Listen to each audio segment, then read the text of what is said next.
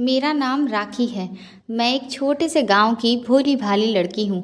मेरे परिवार में मेरे दादा-दादी, मेरी एक विधवा बुआ और मेरे चाचा-चाची रहते थे। मेरी उम्र तकरीबन 15 साल थी। एक दिन रात के 2 बजे मेरी माँ ने मुझे झंझोड़ कर रख दिया। वह मुझे बड़ी बुरी तरह से उठा रही थी। ऐसा लग रहा था जैसे न जाने रात के इस वक्त क्या हो गया हो। मैं उन पर बहुत हैरान हो गई थी, जबकि ना तो अभी स्कूल का वक्त था और ना ही घर में कोई काम था। रात के 2 बजे हुए थे। मुझे सोए हुए अभी 2 ही तो घंटे हुए थे। मैं अपनी पढ़ाई करने की वजह से देर से सोई थी। इतने में ही मेरी माँ ने मुझे रात के 2 बजे उठाकर परेशान कर दिया। मैंने माँ से कहा, क्या बात है माँ, मुझे सोने क्यों नहीं देती हो? मगर माँ मुझे बार बार यही कहे जा रही थी कि उठ जाओ, मुझे तुमसे कुछ बात करनी है। मैं गुस्से से उठी और कहने लगी, जी बताइए, क्या बात करनी है आपको रात के इस वक्त मुझसे? उन्होंने कहा, सुनो राखी, तुम्हें मेरे साथ चलना पड़ेगा। माँ घबराते हुए मुझसे कहने लगी। मैंने कहा, कहाँ चलना पड़ेगा? वह भी रात के इस वक्त? मुझे बहुत नींद आ रही थी। मैं अपनी आंखें बराबर मले चली जा रही थी। माँ कहने लगी, चुप करो, धीमी आवाज़ में बात करो, ज़्यादा तेज बोलने की ज़रूरत नहीं है। तुम्हें अभी इसी वक्त मेरे साथ चलना होगा, वरना तुम सारी उम्र मेरी शक्ल देखने को तरसती रहोगी। मैं माँ की ये सारी बातें सुनकर होश में आ गई। अब तो मेरी नींद भी उड़ चुकी थी। मैंने माँ से कहा, माँ आप ये कैसी बातें कर रही हैं? आखिर क्या हुआ है? माँ ने मुझसे कहा, ज़्यादा बातें मत करो और तुम मेरी माँ बनने की कोशिश भी मत करो। मैं तुम्हारी माँ हूँ, तुम मेरी माँ नहीं हो जो मुझसे इतने सवाल जवाब किए जा रही हो।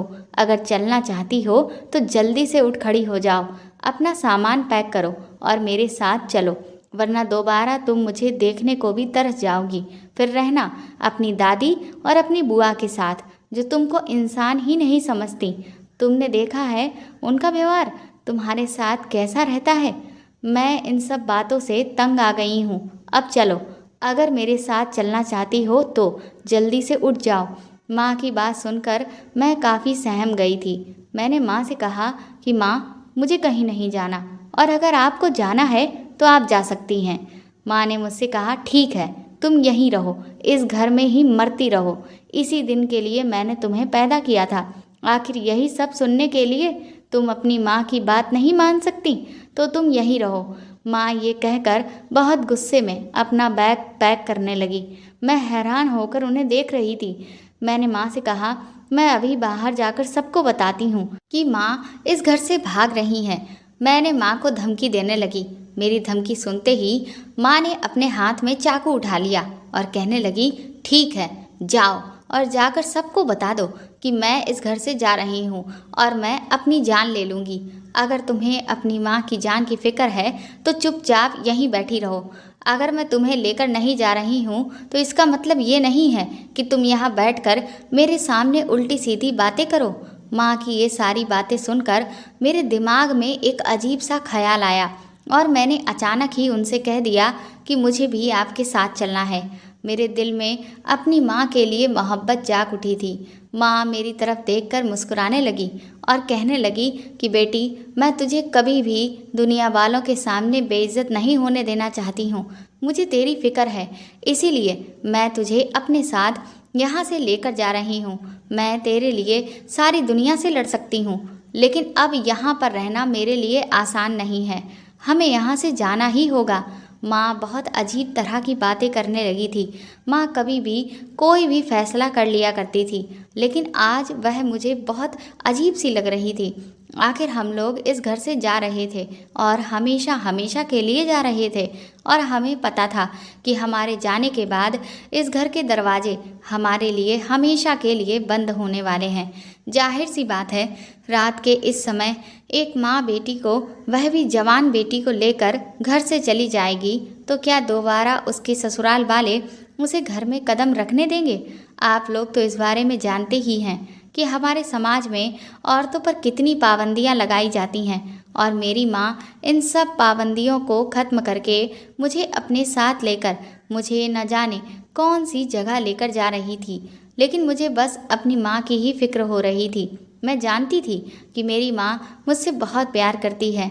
किसी तरीके से भी मैं अपनी वजह से अपनी माँ को दुख नहीं पहुँचाना चाहती थी। इसीलिए मैं तैयार होकर अपनी माँ के साथ खड़ी हो गई। मेरी माँ ने एक सफ़ेद चादर ली और उससे खुद को अच्छी तरह से ढक लिया और एक चादर माँ ने मुझे दी और कहने लगी कि तुम भी अपने आप को ढक लो। उसके बाद हम धीरे धीरे दोनों अपना सामान उठाकर घर से बाहर चलने लगे। माँ ने मुझसे कहा था कि किसी तरह का शोर मत करना, किसी को हमारे बारे में पता नहीं चलना चाहिए, और पीछे के दरवाजे से घर के बाहर चले गए। मैं माँ से कहने लगी, माँ आप में इतनी हिम्मत कैसे आ गई कि आप रात के इस वक्त यहाँ से अकेले निकल रही हो? जब हम घर का दरवाज़ा खोल कर जा रहे हैं तो ज़रूर किसी न किसी को सुबह होते ही हमारे बारे में ज़रूर पता चल जाएगा। माँ आपको तो किसी भी बात की कोई परवाह ही नहीं है कि वह लोग हमारे बारे में क्या सोचेंगे। माँ मुझसे कहने लगी, जब हम लोग ट्रेन में बैठ जाएंगे तब मैं तुम्हें सारी बात बता दूंगी।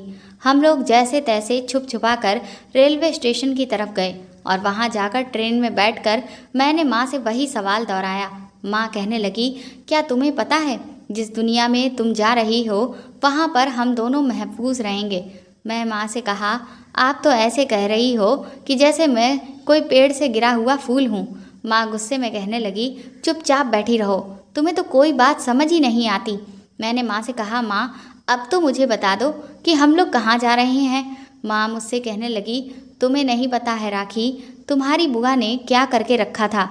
वह मेरी जान लेना चाहती है, इसलिए कि तुम्हारे पिता यहाँ नहीं बल्कि दूसरे देश में काम करते हैं। तुम्हारे पिता ने वहाँ पर दूसरी शादी कर ली है। ये लोग मुझे मारकर उस दूसरी औरत को यहाँ पर रखना चाहते हैं। माँ मुझे आंखों में आंसू भरकर कहने लगी, राखी अगर मैं आज यहाँ से ना निकलती तो सुबह तुम्हें मेरा मरा हुआ मुंह देखना पड़ता। तुम जानती हो इन लोगों ने मुझे मारने का पूरा इंतजाम भी कर लिया था। माँ की बातें सुनकर मैं तो बहुत बुरी तरह से डर गई थी। मैं सोच भी नहीं सकती थी कि मेरे ही घर वाले, मेरी बुआ और मेरे दादा दादी मेरी माँ की जान के दुश्मन बन जाएंगे, सिर्फ इसलिए कि मेरे पिता ने वहाँ दूसरे देश में जाकर एक अमीर औरत से शादी कर ली थी।